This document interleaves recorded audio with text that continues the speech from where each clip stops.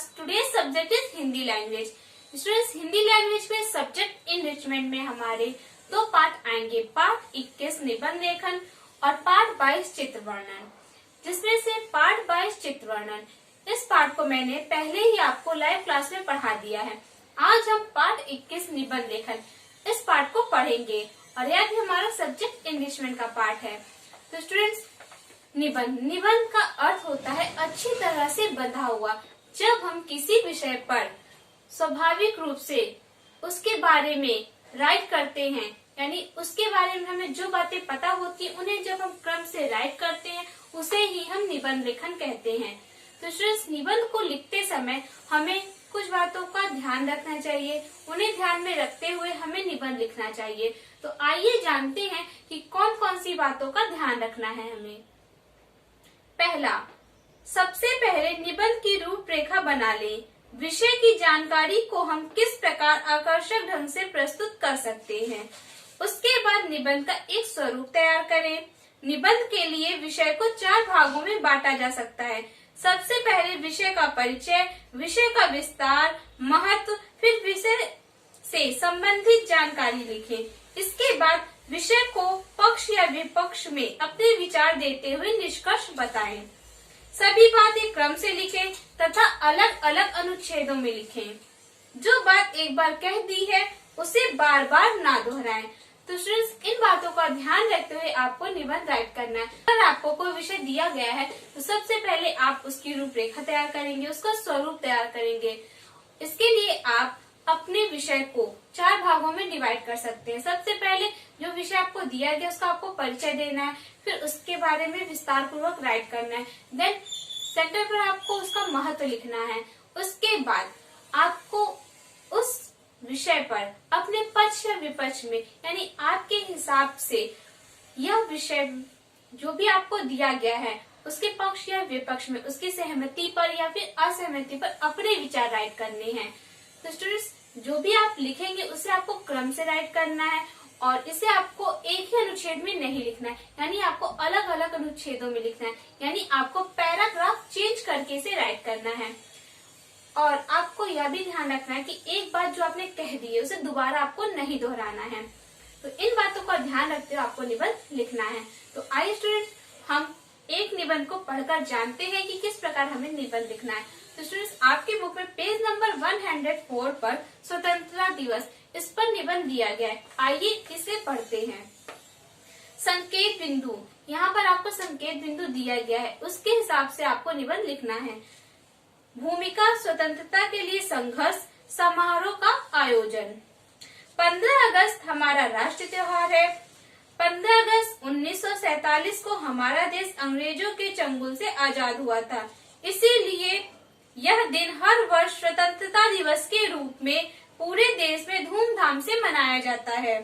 स्वतंत्रता पाने के लिए भगत सिंह, राजगुरु और सुखदेव जैसे अनेक वीरों ने अपने प्राणों का बलिदान दे दिया.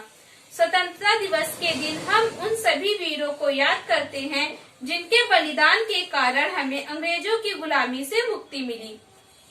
तो यहाँ पर सबसे पहले बताया गया कि स्वतंत्रता दिवस हमारा राष्ट्रीय त्योहार है. यह कब मनाया जाता है, क्यों मनाया जाता है, इसके बारे में लिखा है. देन इसके बाद उसके आगे बताएगी कि इस प्रकार हमें स्वतंत्रता प्राप्त हुई. स्वतंत्रता दिवस का मुख्य समारोह देश की राजधानी दिल्ली में आयोजित किया जाता है. इस दिन भारत के प्रधानमंत्री लाल किले पर झंडा फहराते हैं और राष्ट्र के नाम संदेश देते हैं. बड़ी संख्या में लोग वहां एकत्रित होते हैं. रंगारंग कार्यक्रम होते हैं. इस दिन देश के कोने कोने में सांस्कृतिक कार्यक्रम का आयोजन होता है. चारों ओर खुशी का वातावरण होता है. सभी सरकारी एवं प्रशासनिक कार्यालयों में झंडारोहण का कार्यक्रम होता है. तो स्टूडेंट्स, यह एक त्योहार है, तो त्योहार मनाने का कोई कारण होता है और उसे एक ढंग से मनाया जाता है. तो यहाँ पर उसके बारे में राइट करना है कि हमारा स्वतंत्रता दिवस क्यों मनाया जाता है, किस प्रकार मनाया जाता है. तो ऐसे ही आपको निबंध लिखना है.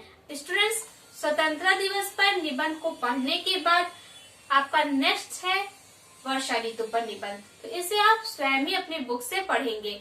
इसके बाद नेक्स्ट प्रश्न है इसमें आपका अभ्यास प्रश्न, जो कि आपका पेज नंबर 105 पर है। आइए इसे करते हैं। नीचे दिए निबंध को पढ़ते हुए उसका समापन करने का प्रयास कीजिए। तो यहाँ पर दीपावली पर निबंध दिया गया है। यहाँ पर कुछ पंक्तियां राइट की गई हैं। आखिरी की पंक्तियों को लिखते हुए आपको इस निबंध को कंप्लीट करना है। दीपावली भारत का प्रसिद्ध त्योहार है। इसे रोशनी के त्योहार के रूप में पूरे उत्साह के साथ मनाया जाता है। यह त्योहार बुराई पर अच्छाई का प्रतीक है।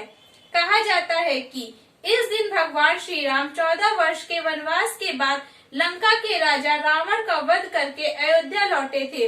उनके आने की खुशी में अयोध्या वासियों ने अपने घरों में घी के दिए जलाए थे। दीपावली की तैयारियां कुछ दिन पहले से ही शुरू हो जाती हैं। लोग अपने घरों में साफ सफाई और रंग रोगन आदि करते हैं। बाजारों में खूब चहल पहल होती है। लोग एक दूसरे को मिठाइयाँ और उपहार देते हैं। अपने घरों को बिजली की लड़ियों से रोशन करते हैं। रात के समय लक्ष्मी का पूजन किया जाता है। बच्चे आतिशबाजी चलाते हैं। चारों ओर हर्षोल्लास का वातावरण होता है। तो यहाँ तक हमारा निबंध राइट है। अब आपको इसके आगे से राइट करना है। तो यहाँ पर आपकी बुक में स्पेस दिया गया, आपको वहीं पर राइट करते हुए इस निबंध को कंप्लीट करना है। तो नेक्स्ट लाइन होगी हमारी, दीपावली का त्योहार सभी के जीवन को खुशी प्रदान करता है, नया जीवन जीने का उत्साह प्रदान करता है। कुछ लोग इस दिन जुआ खेलते हैं, जो घर व समाज के लिए बड़ी बुरी बात है। हमें इस बुराई से बचना चाहिए। इस बात का ध्यान रखना चाहिए कि हमारे किसी भी कार्य एवं व्यवहार से किसी को भी दुख न पहुँचे, तभी दीपावली का त्योहार मनाना सार्थक होगा। तो स्टूडेंट्स, इन पंक्तियों को लिखकर आपको अपने दीपावली के निबंध को कंप्लीट करना है। नेक्स्ट प्रश्न आपका दूसरा, नीचे दिए शीर्षकों के आधार पर निबंध लिखे। तो यहाँ पर आपको विषय दिया गया है, आपको उस पर निबंध लिखना है और यहाँ पर संकेत बिंदु भी आपको दिए गए हैं। पहला आपका सच्चा मित्र। सच्चा मित्र कैसा होता है? सच्चे मित्र की क्या पहचान है? सच्चे मित्र का चुनाव करते समय किन बातों का ध्यान रखना चाहिए? सच्चा मित्र हमारी किस प्रकार सहायता करता है? तो इन बातों का ध्यान रखते हुए आपको निबंध लिखना है। तो आइए से लिखते हैं। सच्चा मित्र वही होता है जो जीवन के हर मोड़ पर आपके साथ खड़ा हो। सच्चा मित्र अपने दोस्त का भला चाहता है। आधी रात को भी मित्र की जरूरत पड़े उसके लिए दौड़कर चला आता है। जीवन में वह व्यक्ति खुशनसीब होता है जिसे सच्चा मित्र मिलता है। आज के दिनों में सच्चा मित्र मिलना मुश्किल है। सच्चा मित्र कभी भी स्वार्थी नहीं होता, वह अपनी दोस्ती जीवन पर्यंत निभाता है। इसके बाद पैराग्राफ चेंज करना है। समाज में जीने के लिए मनुष्य को आसपास के लोगों से भी मित्रता रखनी पड़ती है, चाहे व्यक्ति दूसरे धर्म या जाति का हो। दोस्ती हर चीज से ऊपर होती है। सच्चे दोस्तों को इन सभी बातों से कोई फर्क नहीं पड़ता। जिनके पास सच्चे मित्र हैं, उनकी जिंदगी सरलता से कट जाती है। तो स्टूडेंट्स, यह था हमारा सच्चा मित्र पर निबंध। इसे आपको अपनी किताब में ही राइट करना है। तो स्टूडेंट्स, यह है आपका आज का क्लास वर्क। होमवर्क में आपको स्वतंत्रता दिवस पर निबंध लर्न करके राइट करना है। यह आपका आज का होमवर्क है।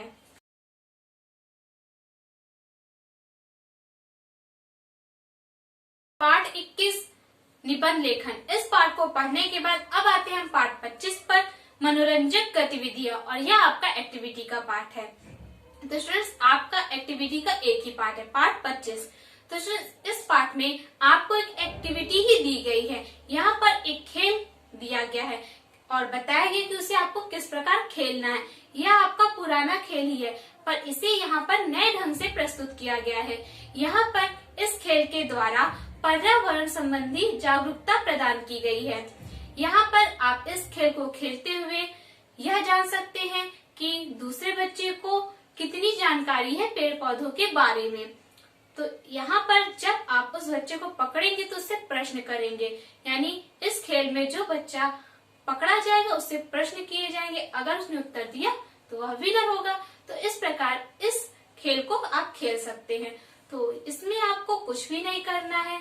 आपके इसी पार्ट में एक शब्द सीढ़ी दी गई है, तो यहाँ पर जो पिक्चर दी गई है उसे ध्यान में रखते हुए आपको इस शब्द सीढ़ी को पूरा करना है।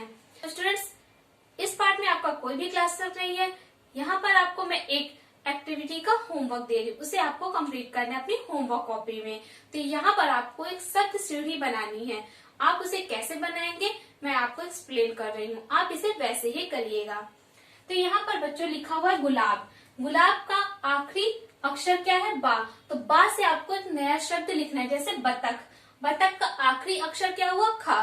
खा से नया शब्द लिखेंगे आप। तो ऐसे ही आपको इन सभी शब्दों के आखिरी अक्षर से एक नए शब्द का निर्माण करना है और उसे राइट करना है। देन उसके आखिरी अक्षर से नए शब्द का निर्माण। तो इस प्रकार आपको 5 शब्द बनाने हैं। यहाँ पर मैंने आपको ये 5 दिए, इनके 5 शब्द और बनाएंगे। तो इसका 5, इसका 5, इसका 5, इस शब्द का 5 और इस शब्द का 5। इस तरह आपको एक सीढ़ी नुमा तैयार करना है। आप सीढ़ी नुमा नहीं तैयार कर सकते तो आप इसके सामने ही राइट कर सकते हैं। जैसे गुलाब, गुलाब के बाद बा से आपका बर्तन हो सकता है, ना से नकल, इस तरह करके सीधा भी आप राइट कर सकते हैं। तो यह आपका आज का होमवर्क है। तो आई होप स्टूडेंट्स आपको यह होमवर्क समझ में आ गया होगा कि आपको इसे कैसे करना है।